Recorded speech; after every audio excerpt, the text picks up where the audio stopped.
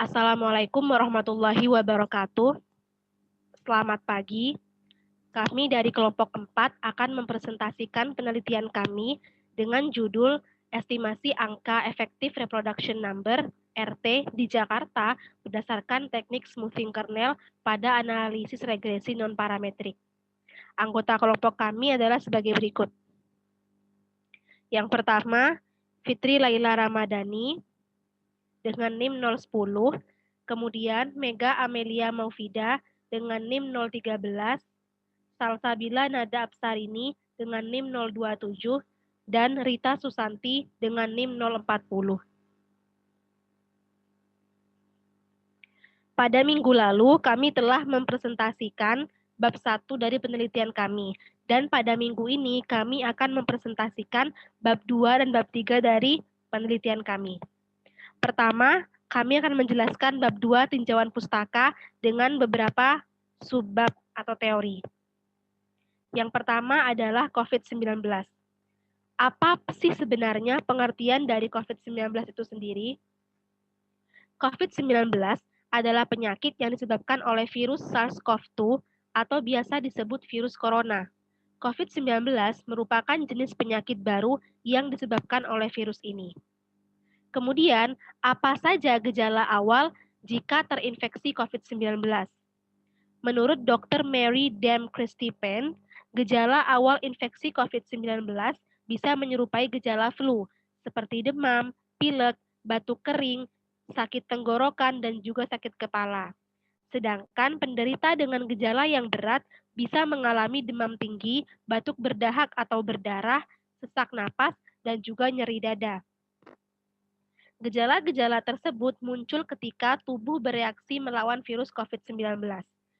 Untuk memastikan apakah gejala tersebut merupakan gejala dari virus corona atau tidak, maka diperlukan swab test dan PCR. Kemudian, COVID-19 awalnya ditularkan dari hewan ke manusia. Kemudian diketahui bahwa infeksi ini juga bisa menular dari manusia ke manusia. Virus ini penyebarannya sangat cepat. Dengan kata lain, tingkat penularannya pun sangat tinggi, jadi mudah sekali menular. Oleh karena itu, beberapa negara menerapkan kebijakan lockdown untuk mengurangi kontak fisik sehingga mencegah penyebaran virus ini. Di Indonesia sendiri, kita mengenalnya dengan istilah PSBB, yaitu pembatasan sosial berskala besar. Hal itu menyebabkan COVID-19 ini mempengaruhi segala sektor kehidupan, dan yang paling terkena dampaknya adalah sektor ekonomi. Terjadi penurunan ekonomi di berbagai negara, bahkan ada pula yang mengalami resesi, tak terkecuali Indonesia. Sedangkan di sektor industri dan pendidikan dilakukan pembatasan kegiatan. Berbagai perusahaan dan instansi melakukan kebijakan bekerja dari rumah bagi para karyawannya, atau biasa kita kenal dengan istilah work from home. Sedangkan para instansi pendidikan, baik dari tingkat PAUD, TK, SD hingga perguruan tinggi, melakukan pembelajaran jarak jauh atau biasa kita kenal dengan istilah PJJ.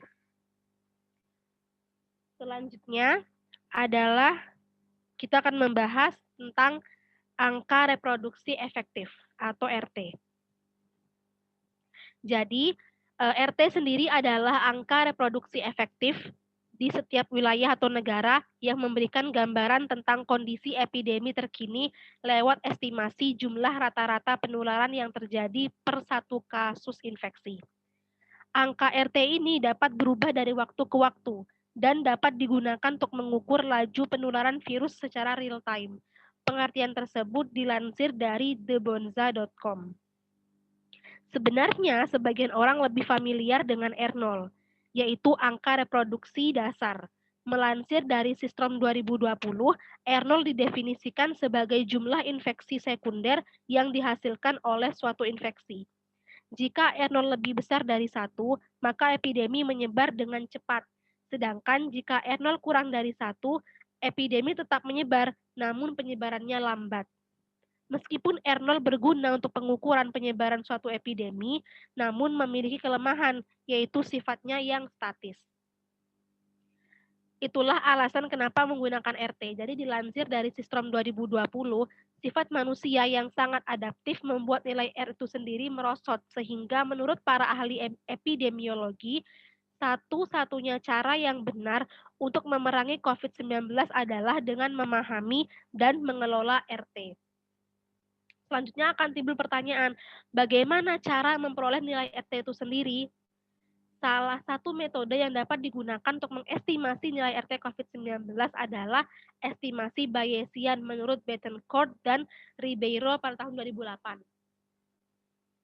Jadi menurut Bettencourt dan Ribeiro digunakan model kelas SIR yang berhubungan langsung dengan data dari waktu sebagai berikut.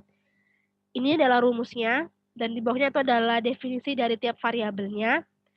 SIR itu adalah susceptible infected atau kerentanan terinfeksi. Jadi ini adalah rumusnya, bisa teman-teman perhatikan. Selanjutnya kita peroleh persamaan 2. Bisa di next. Ya. Kita peroleh persamaan 2 dengan R0 sama dengan beta, gamma, dan RT sendiri sama dengan ST per NT dikali R0. Persamaan 2 ini dianggap tepat jika ST per NT konstan terhadap periode T, T plus T. Selanjutnya, kita akan memperoleh persamaan, selanjutnya adalah untuk mengetahui perkembangan penyakit tersebut dari segi epidemiologis, maka mendeskripsikan persamaan diferensial sebagai berikut. Dengan menggunakan persamaan 2 dan juga asumsi yang harus dipenuhi yaitu ST per NT konstan terhadap T, T plus T. Setelah kita memperoleh persamaan 4, selanjutnya kita akan memperoleh persamaan 5, yaitu jumlah kasus yang dirumuskan sebagai berikut terhadap waktu T. Nah, kemudian kita akan mensubstitusikan persamaan 5 ke persamaan 4 sehingga diperoleh hasil sebagai berikut. Nah, jika teman-teman ingin mengetahui lebih lanjut dan lebih rinci lagi bagaimana cara memperoleh RT, bisa teman-teman lihat di paper Bettencourt dan Ribeiro pada tahun 2008 dengan judul Real-Time Bayesian Estimation of the Epidemic Potential of Emerging Infectious Disease.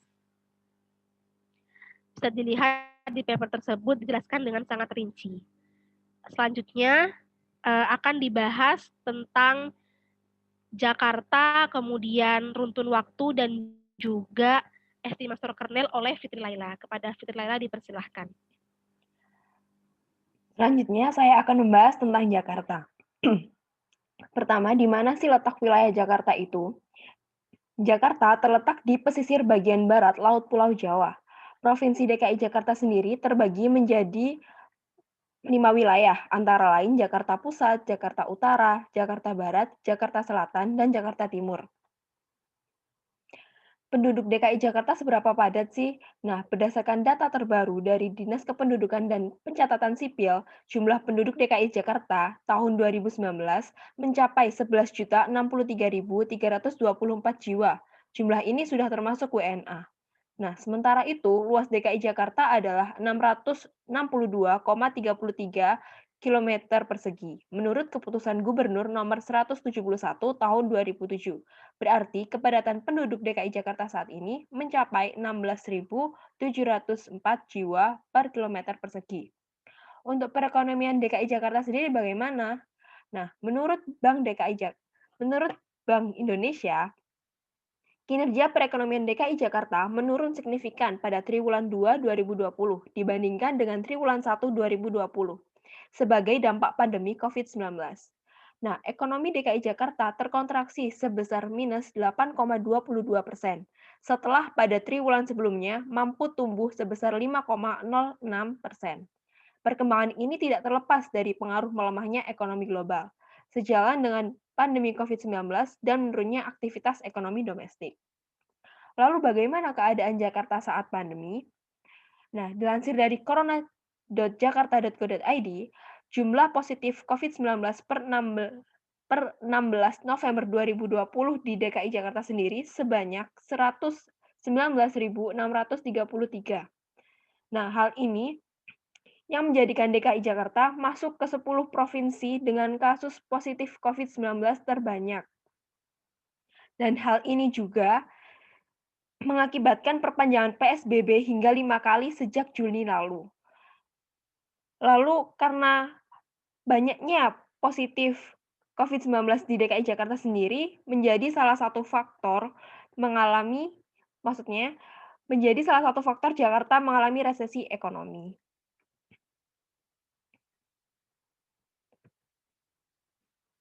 Selanjutnya ada runtun waktu. Di sini terdapat 4 model runtun waktu, antara lain model autoregresif AR, model autoregresif moving average atau ARMA-PQ, model moving average MA, dan model autoregresif integrated moving average atau ARIMA-PDQ. Berikut bentuk umum dari model-model tersebut. Selanjutnya ada estimator kernel. Nah, suatu fungsi K dot disebut fungsi kernel jika K fungsi kontinu, berharga real, simetris, terbatas, dan integral minus tak hingga sampai tak hingga KY DY sama dengan 1. Jika K suatu kernel dengan sifat 1, integral minus tak hingga sampai tak hingga X pangkat J, KX DX sama dengan 0. Untuk J sama dengan 1 sampai R-1. Untuk sifat kedua, yaitu integral min tak hingga sampai tak hingga X pangkat R KX DX tidak sama dengan 0, maka K disebut kernel order R. Nah, berikut beberapa contoh fungsi kernel berdasarkan Hartley. Di antaranya ada seragam atau uniform, segitiga, Epaniknikov, dan Gauss.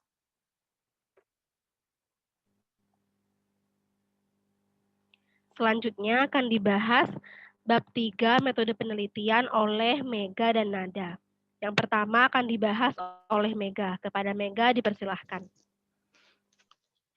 Untuk bab 3 metode penelitian, next.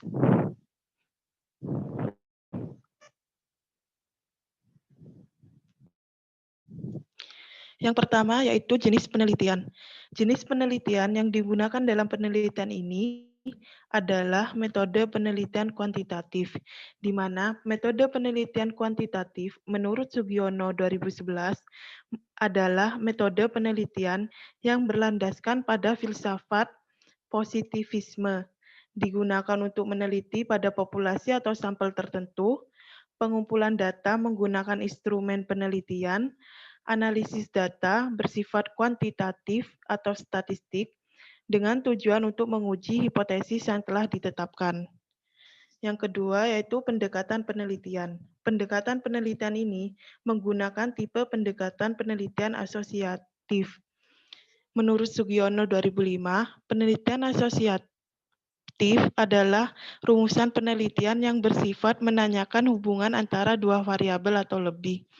Jadi, di sini terdapat variabel independen atau variabel yang mempengaruhi dan variabel dependen atau variabel yang dipengaruhi.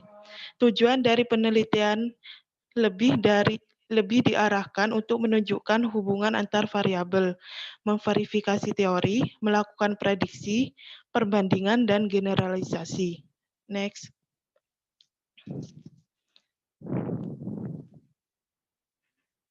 Selanjutnya yaitu waktu penelitian. Untuk waktu penelitian dilaksanakan pada bulan November sampai Desember 2020 dengan rincian kegiatan sebagai berikut. Pada bulan November, minggu pertama, peneliti melakukan studi pustaka. Untuk minggu kedua, peneliti menyusun pendahuluan atau bab 1, minggu ketiga peneliti menyusun tinjauan pustaka atau bab 2, dan metode penelitian atau bab 3, minggu keempat menganalisis dan melakukan pembahasan atau bab 4.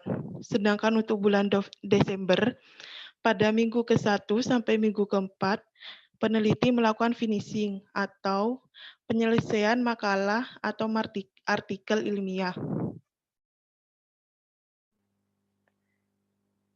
Selanjutnya akan dibahas oleh Nada. Kepada Nada dipersilahkan. Tempat penelitian. Penelitian ini dilakukan bersama anggota di rumah masing-masing. Penelitian dilaksanakan secara daring menggunakan beberapa media koordinasi meeting online seperti WhatsApp dan Zoom Meeting untuk mencari, membahas, dan menganalisis sumber data yang digunakan selama penelitian.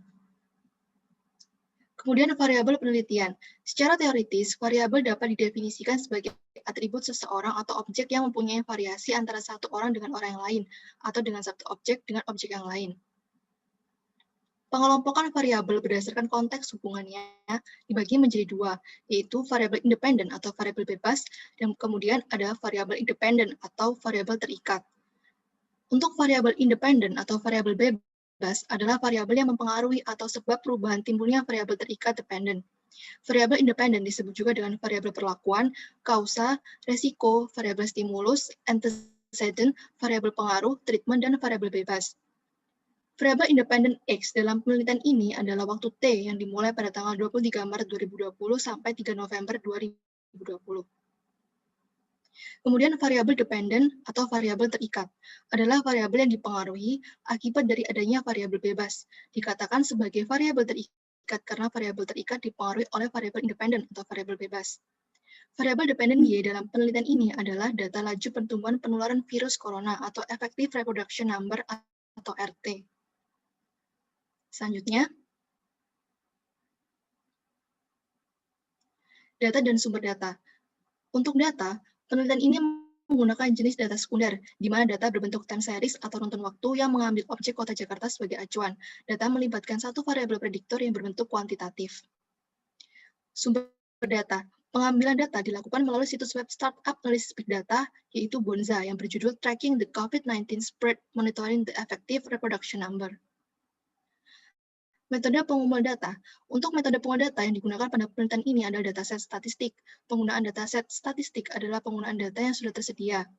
Dataset yang digunakan biasanya dikumpulkan oleh pihak ketiga yang memiliki otoritas. Cara ini biasanya lebih cepat karena yang dibutuhkan peneliti hanyalah mengakses dataset, tidak perlu menyebar kuesioner ke lapangan. Itulah presentasi dari kami. Kami mohon maaf jika ada kata-kata yang salah dan ada banyak kekurangan. Terima kasih banyak atas perhatiannya. Akhirul kalam. Wassalamualaikum warahmatullahi wabarakatuh.